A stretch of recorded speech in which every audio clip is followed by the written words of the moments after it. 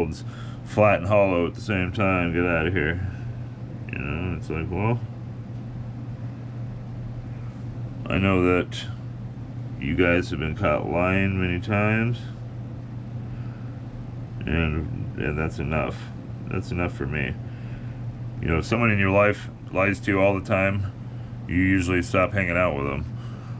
You know, so it's like, why should it be any different with the government? You know, why would it be any different that the people don't trust the government because they're getting lied to all the time by the government? You know, doesn't seem too far-fetched to me. The government's always fucking lying. They've always lied to us. They're always gonna lie to us. And it's the worst kind of lie. It's the lie that you tell yourself is for their good. You know, we're only lying because you can't handle it. That's all. If you could handle it, I wouldn't have to lie to you. But you can't, so I'm lying to you. So you gotta watch out for people like that, you know, those kind of people out there. And that's what the government is. They are the epitome of those kind of people, you know? And it's like, what do you do against those kind of people? You gotta hold them at a distance, you know? You can't believe anything they say, because it will always do it. And that goes for any government. It's not like it's just America's government is guilty of that shit. Like, every government's guilty of that. Any government that deals with human beings is guilty of that. You know? They're always going to do that. They're always going to do what's best for them. I mean, look at government's first line of, you know, if there's ever a nuclear war, the first thing the government is concerned in doing is self-preservation, right? So they start a war, and the bombs are flying, and they know first that the bombs are coming, so they have early warning before you and I ever do.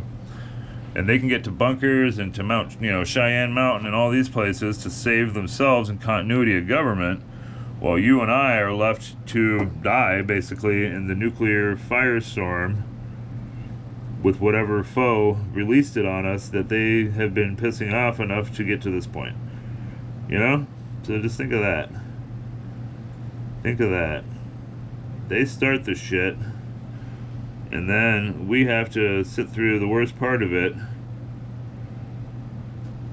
while the world takes a shit, and then they save themselves and resources for themselves, and then sit underground for, you know, 5 or 10 years, and then after they've been down there for long enough, they try to come up and reassert authority.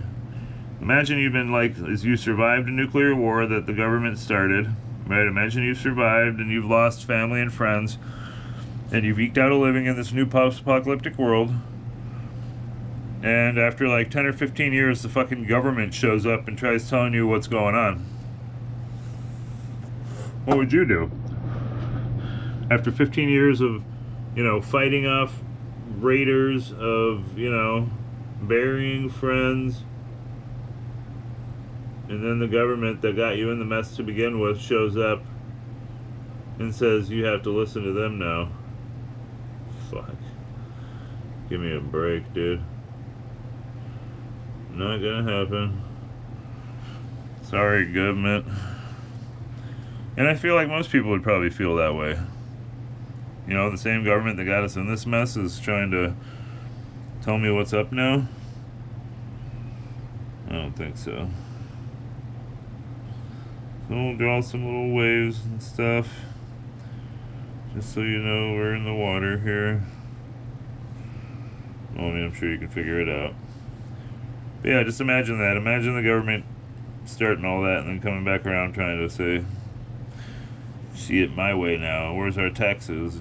You gotta feed our troops that are here defending you from, we don't even know. So we're here asking you which way to go and who the local warlords are, you know?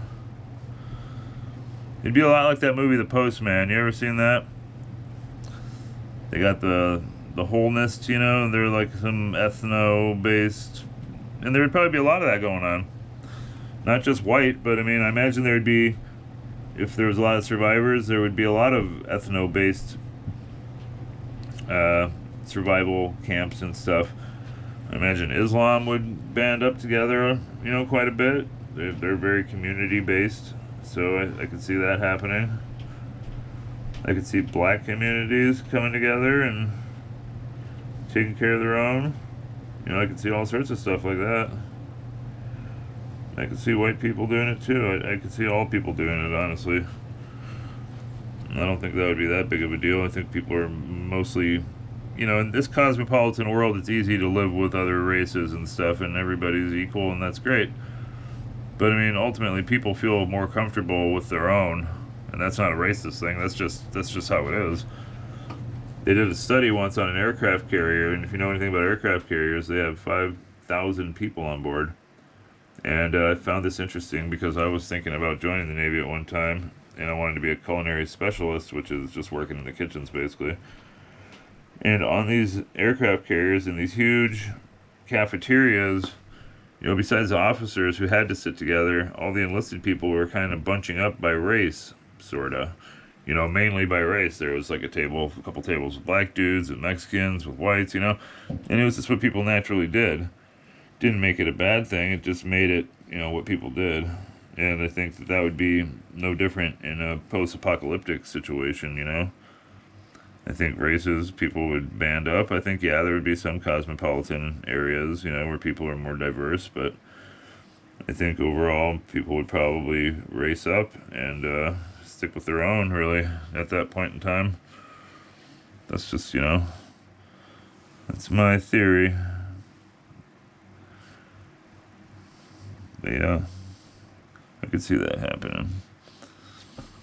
But no, the government shows up and tries to tell you that you need to listen to them, even though they're asking you for directions and asking you who the local warlords are.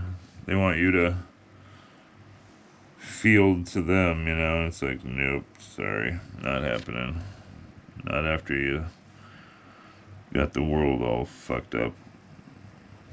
Not messed up like the world that you see going on in front of you on this page here. This is like more like a CERN type of mess up right here, I would think. Yeah, more of like a CERN kind of screw up going on right here, opposed to a nuclear holocaust or something. But yeah, the government always saves itself. Saves itself and then tries popping up later to reassert authority over the wasteland. Yeah, like in that movie, the postman, he goes up to the wholeness guy and he's like, I'm working for the government back in Minneapolis where it's set up now, and the other guy's just like, fuck, I ain't buying that. He's like, I watched DC burn down and I just don't believe you because everything's collapsed. And, I'm a warlord in Idaho and I've been getting away with it for a long time. So why should I believe the government? And then why would you give a shit even? If you were some huge warlord in a post-apocalypse, that sold copying machines before the apocalypse, what would you care if the government popped up? You'd be like, who gives a shit? If the government thinks they're in charge again, they're not. And you'd just be fighting the government all the time instead of taking people over, Because people want structure at the end of the day. There's leaders and followers, and at the end of the day, something like the wholeness in the, in the Postman movie would exist, and would be militaristic and would be going around taking resources, especially if it was a kind of post-apocalypse where it wasn't totally fucked like it was in that movie The Road, where it's just totally bleak and everything's dying and there's cannibals and everything's screwed. If it was just a soft apocalypse, like a zombie thing or like an outbreak of some kind, where all the infrastructure is still in place and you can grow food and the sun's still shining, it's just the world's quieter, that would be the key apocalypse to be in, people. That's the apocalypse we're shooting for. Something where you can still grow food, hunt wildlife that's still around, with a reduced human population because of, the war or whatever. Well, just a quick one today, people. Just wanted to finish this up from yesterday. ramble a little bit more at you and throw some more ideas at you. And we got our Manhattan, cartoonish Manhattan background, you know, with the clouds and the Hudson and everything. And we got one of the bridges over here, and then we got the train car coming out of the warp tunnels that it's been zapping through. Little one down there. And it's coming at you, everybody. I want to say Merry Christmas. I want to say thanks for swinging by. The more of these that I do, the better I get. As soon as I can afford a actual laptop and stuff it's not Linux based and jerry rigged together, I can get some editing software on there and I can figure out how to use that and I'll get even better. Stick with me and I won't disappoint people. In the meantime, Merry Christmas. Thank you for swinging by. I appreciate all of you, every one of you, every one of the subs I got. Thank you for swinging by to TFG Concepts, everybody. And I hope you have a great and Merry Christmas.